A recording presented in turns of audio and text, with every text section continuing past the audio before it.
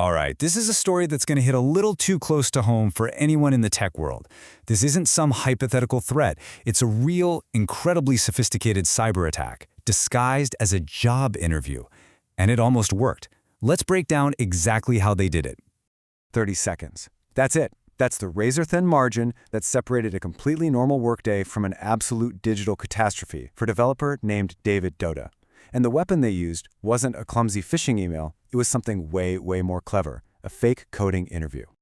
So how in the world did these attackers get so close? Well, it didn't start with a shady link or a weird request. It started by building a fortress of legitimacy, making the job offer seem not just real, but actually pretty attractive. And the level of detail here is just wow. On the left, you've got the company page for Simfa. It looks totally pro, professional branding, a bunch of employees listed. Then on the right, there's the recruiter's profile.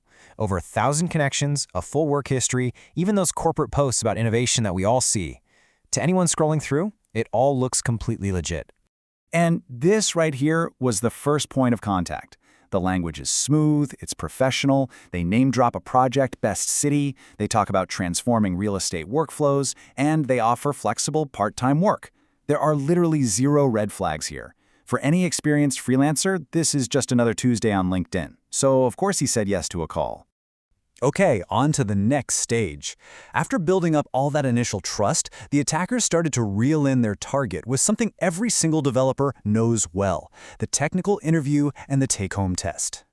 The test itself was honestly perfectly crafted. It was a React and Node code base, super standard tech stack, hosted on Bitbucket.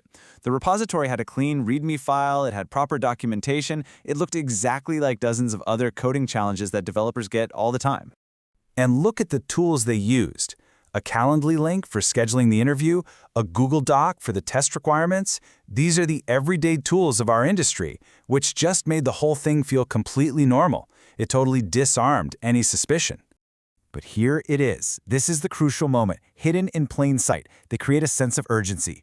The recruiter asked him to complete the test before the meeting to save time, and it just so happened that David was running late for the call, so the pressure was really on. He was just seconds away from running the code to show his work. And this is where the whole story turns. Rushed, under pressure, he almost made a fatal error. But then, a little flicker of doubt, what he calls a paranoid developer moment, saved him. It's such a simple question, isn't it? What if I just check this first? But in that moment, it was everything. He'd already spent 30 minutes fixing bugs in their code, getting it ready to go. His finger was hovering over the npm start command. But instead of hitting enter, he decided to get a second opinion. He didn't run some complex security scan. Nope. He just turned to an AI coding assistant and gave it a simple, plain English prompt. He asked it to look for any suspicious behavior. You know, things like code that might try to snoop around local files or mess with crypto wallets. And the answer he got back was explosive. That one simple question pulled the curtain back on an incredibly dangerous piece of malware, hiding right in plain sight in the middle of the server-side code. That's the direct quote from his blog post. And yeah, holy shit just about perfectly captures the feeling of realizing you were seconds away from detonating a bomb on your own computer. So what did the AI actually find? It wasn't a file named malware.exe or anything obvious. It was this, a long, innocent-looking array of numbers buried deep inside a server file. I mean, to the human eye, it just looks like a bunch of junk data. This technique is called obfuscation. It's a method hackers use to deliberately hide what their code is actually doing. They convert all their malicious instructions into something that looks harmless, like this array of numbers, specifically to bypass a quick visual check. So once that array of numbers was decoded, it revealed a hidden URL.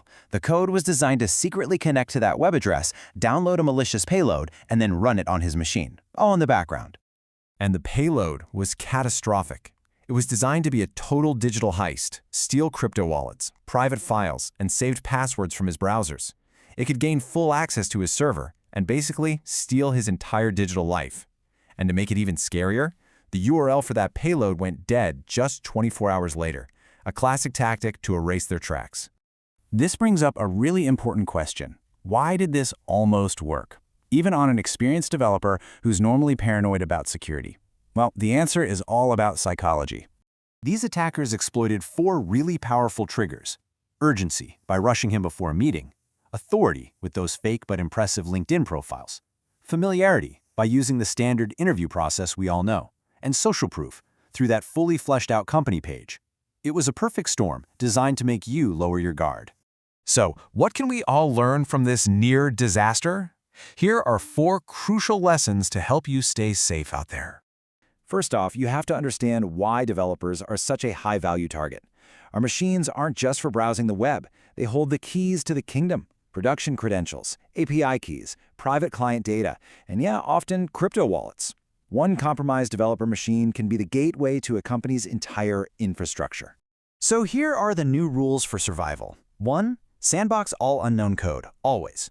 Run it in an isolated environment like a virtual machine or a Docker container where it can't do any real damage. 2. Use AI. A quick scan can be a total lifesaver. 3. Verify everything. A professional-looking LinkedIn page does not guarantee a real person is behind it. And 4. Trust your gut. If someone is pressuring you to run code right now, that is a massive red flag. The bottom line is this. The scam was so well designed that it slipped right past an experienced developer's initial defenses. What saved him wasn't a fancy antivirus. It was a moment of healthy paranoia and a simple AI check. And that's a powerful lesson for all of us. And that leaves us with a really chilling final thought. This was a complex, professional, and highly targeted attack. It makes you wonder, if this is just one operation we happen to know about, how many other developers have they already gotten to?